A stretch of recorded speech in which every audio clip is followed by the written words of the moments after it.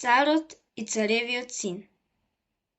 Многу одамна, далеку на истокот, постоеле многу царства кои се менувале едно по друго. Големината и моќта на еден цар по некое време избледнувала и на неговото место доаѓал друг, помлад, посилен цар. Имено, секој цар се одликувал со некоја своја посебна особина.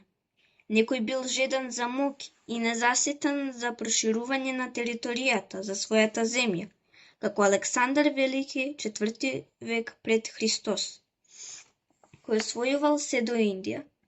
Бил освојувач, но неговиот овоземен живот бил краткотраен и неговото моќно царство се распарчило. Сосема на поинаков начин е опишан израелскиот цар Соломон. Него го красела божествената мудрост, како привлекувала блиски, но и далечни владетели, за да го запознаат и да чујат големи зборови и да се утешат со мудроста негова. Затоа е запаметен како премудри Соломон. Таткото на премудриот Соломон се викал Давид. Тој бил втор поред израелски цар, кој ги напишал боговдахновените псалми, кои се читаат и се пеат секојдневно на богослужбите. Уште како младо момче бил помазан за цар. Тој има пророкувано за доаѓањето на Месијата Христос, 1000 години пред Христовото раѓање.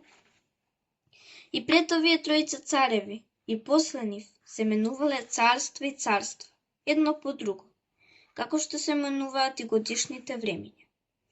И денес исто така бива. Едни доаѓаат, а други си заминуваат. Пред сите овие спомнати и неспомнати цареви, постоел и најсилниот цар. Ниту еден владател не ја дораснал неговата моќ. На царевата мудрост, дури ни премудриот Соломон не би можел ништо да додаде. Затоа што таа во секој поглед ја надминува и Соломоновата премудрост.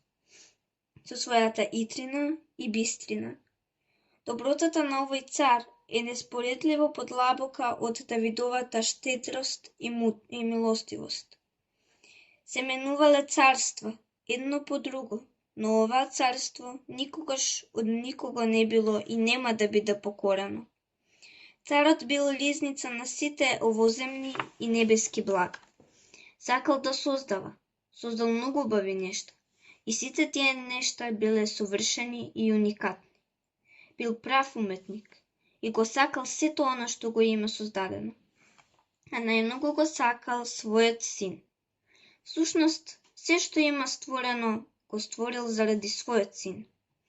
Царот имал многу слуги и слугинки, чиј број никому не му е познат, а синот го чува сето она што му го има дадено својот татко.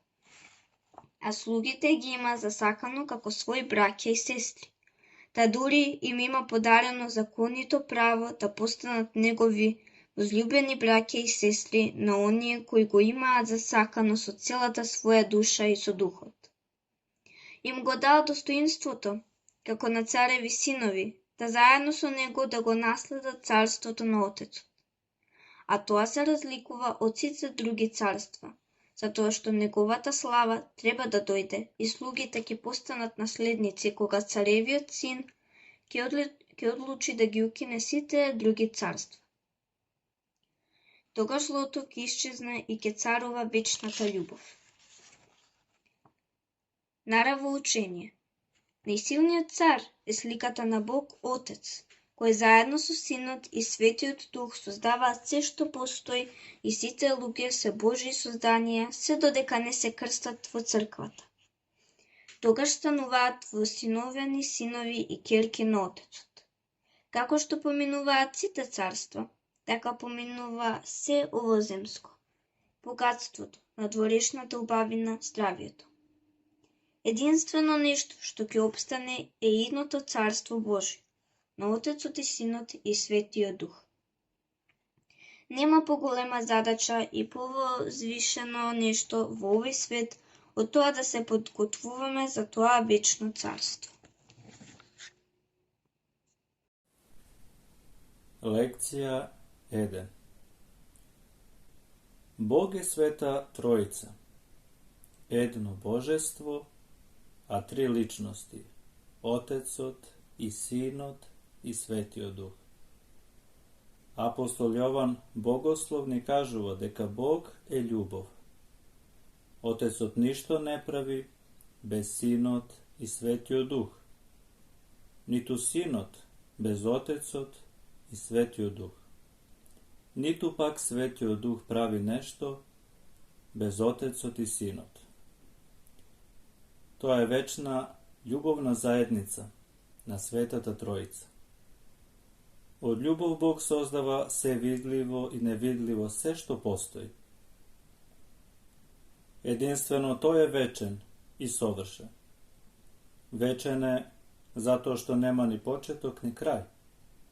Sovršene zato što vonego se naogjat site sovršeni dobra, a tije dobra ne možat da se izbrojat. Ljubov, mudrost, dobrota, mog, pravednost, blagost i tako natamo. To je nesebičen i sakaj lugeto da učestvuvat vo site negovi dobrini. Čovjeko te sozdaden da liči na svoj tvorec, da širi ljubav, da go saka svojot Bog i drugi te luge i svetot, što Bog mu go dal da go čuva.